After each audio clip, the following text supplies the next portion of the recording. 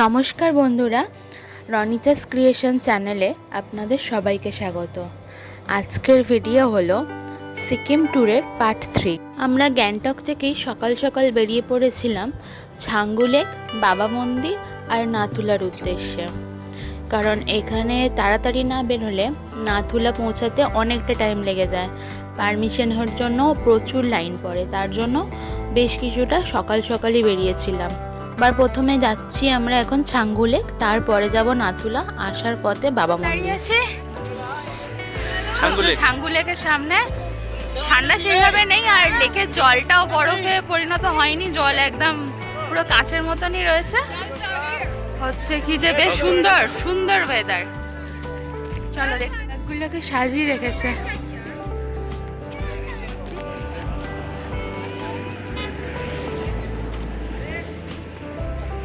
লেকের জলটা কিন্তু পুরো বরফে পরিণত হয়ে যায়, কিন্তু এখন জল একদম পুরো সবুজ হয়ে আছে, আর আকাশ একদম নীল, তার সাথে এরকম সবুজ জল।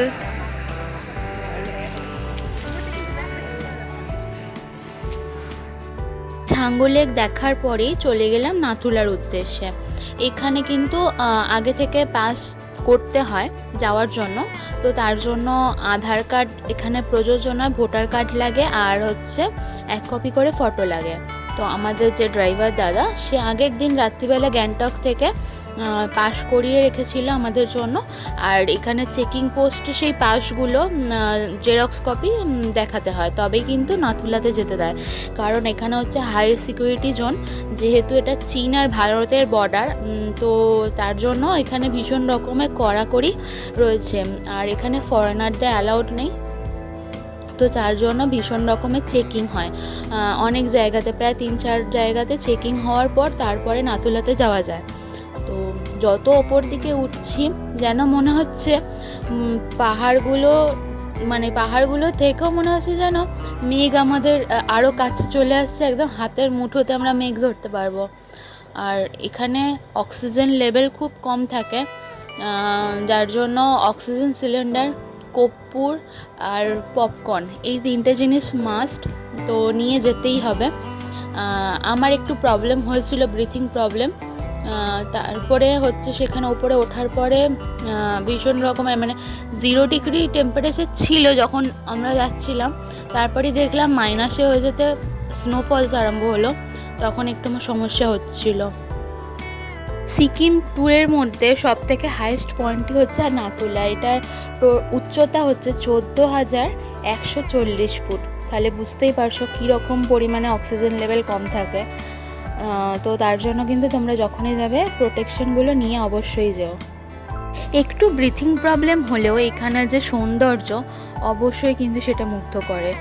যারা পাহাড় প্রেমী, যারা প্রকৃতি প্রেমী, তারা বারবারই এই জায়গায় ছুটে আসে। ওই যে দূরে যে বাড়িটা দেখা যাচ্ছে ওটাই কিন্তু চীনের বাড়ি, আর এই পাশটা হচ্ছে ইন্ডিয়া। সামনাসামনি ভিডিও করা নিষেধ, তার জন্য একটু দূর থেকে আমরা ভিডিও করছিলাম। তো আমাদের যে ড্রাইভার দাদা ছিল সে কিন্তু বারবারই বারণ করে দিয়েছিল, ওখানে কিন্তু ফোন অ্যালাউড নেই। কেউ যদি তাও লুকিয়ে চুরিয়ে ফটো তোলে আর যদি সেটা চোখে পড়ে যায়, তার কিন্তু ফোন সিজড করে দেয়। তার উপর আবার ভিডিও বা যে ফটোগুলো নেওয়া হয় সেগুলো ডিলিট করে তারপরে কিন্তু ফোনটা দেয়। তার জন্য এখানে ভিডিও বা ফটো তোলা কিন্তু একদমই নিজেদের রিস্কের ওপর ডিপেন্ড করে।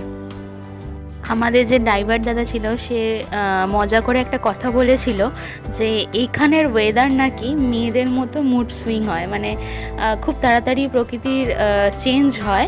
কখনো ঝলমলে রোদ্দুর আছে, আবার দেখো সাথে সাথে হচ্ছে মেঘ একদম সামনে চলে এসে কুয়াশায় ভর্তি হয়ে গিয়ে স্নোফলস আরম্ভ হয়ে গেছিলো। তো কথাটা শুনে বেশ মজা লেগেছিলো। সত্যি তাই, যখন এলাম পুরো পরিষ্কার ছিল, তার খানিকটা পরেই কিন্তু এরকম পুরো চারিদিক পুরো ধোঁয়ার মতো হয়ে গেল, সামনে কেউ দাঁড়িয়ে থাকলে সেটাও দেখা যাচ্ছিল না, এতটাই কুয়াশায় ভর্তি হয়ে গেছিলো। আমরা স্নোফলস পাবো এটা একদমই আশা করিনি, কারণ যখনই ওপরে উঠছিলাম পুরো রোদ্দুর ছিল, তো ভাবতেও পারিনি যে স্নোফলস পাবো। স্নোফলস হচ্ছিল পুরো সেই সাবুদানার মতো ছোট্ট ছোট্ট ছোট্ট ছোট্ট হতে হতে তারপরে অনেকটা বড় বড় হচ্ছিল। গাড়িতে যখন উঠলাম, ওঠার পরেও তো আরও বড় বড় হচ্ছে কি যে স্নোগুলো পড়ছিল। আমাদের এখানে যেরকম শিলাবৃষ্টি হয়, ওখানে এরকম সেমি স্নোফলস হচ্ছিল। ফলস দেখতে দেখতে এরপরে নিচে নেমে এলাম বাবা মন্দির, ওল্ড বাবা মন্দিরের উদ্দেশ্যে। ক্যাপ্টেন বাবা হরভজন সিংকে ভারতীয় সৈন্যরা নাথুলার বীর হিসাবে সম্মানিত করেন। তার সম্মানে ভারতীয় সেনারা একটি মন্দির নির্মাণ করেন। এটি হলো বাবা মন্দির।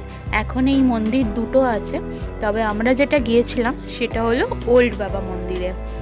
নাথুলা এবং সিকিম রাজ্যের চীন ও ভারতের সীমান্তে এবং তার আশেপাশে দায়িত্ব থাকাকালীন চীন ও ভারতের যুদ্ধে মাত্র 22 বছর বয়সে তিনি মারা যান।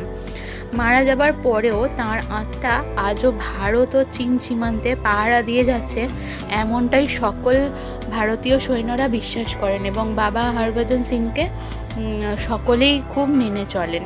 তো এই মন্দিরের ভিতরে ওনার ব্যবহার করা সমস্ত জিনিস রাখা রয়েছে, ওনার পোশাক রয়েছে, উনি যেই বিছানা শুতেন সেটা রয়েছে। তো যে কোনো যুদ্ধে যাওয়ার আগে সব সৈন্যরাই এই মন্দিরে আসে এবং বাবার দর্শন করে তবেই কিন্তু যায়। লোকমুখে কথিত আছে, যখনই চীন ভারতের কোনো যুদ্ধের হয় বা হওয়ার সম্ভাবনা থাকে, তো বাবা হরভজন সিং কোনো না কারোর স্বপ্নে এসে সেটা বলে দিয়ে যায় যে এরকম সম্ভাবনা রয়েছে, যার জন্য সকলেই এনাকে খুব মেনে চলেন। তো মনে করা হয় তিনি এখনও পর্যন্ত সেই সীমান্তে দাঁড়িয়ে এখনও পর্যন্ত পাহারা দিয়ে যাচ্ছে। আর এই দেখুন, ওনার ড্রেস এখনও পর্যন্ত কত যত্ন সহকারে রয়েছে। তো জামা, ওনার বিছানা সবই খুব যত্ন করে রাখা রয়েছে। এই রকম দেশভক্তি আর কোনো মানুষের হবে কি না আমার জানা নেই, তবে ওনার এই ফটো দেখে আমার গায়ে খুব কাঁটা দিয়ে উঠছিল, মনে হচ্ছিল যেন সত্যি আশেপাশে উনি রয়েছেন।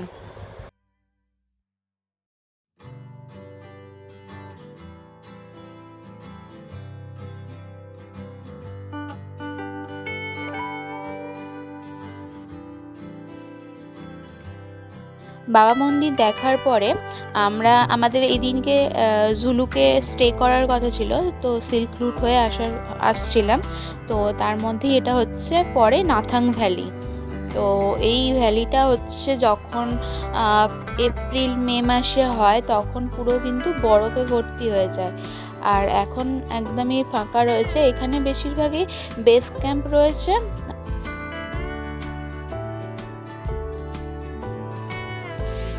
গুড মর্নিং সবাইকে। এখন আমরা আছি জুলুকে।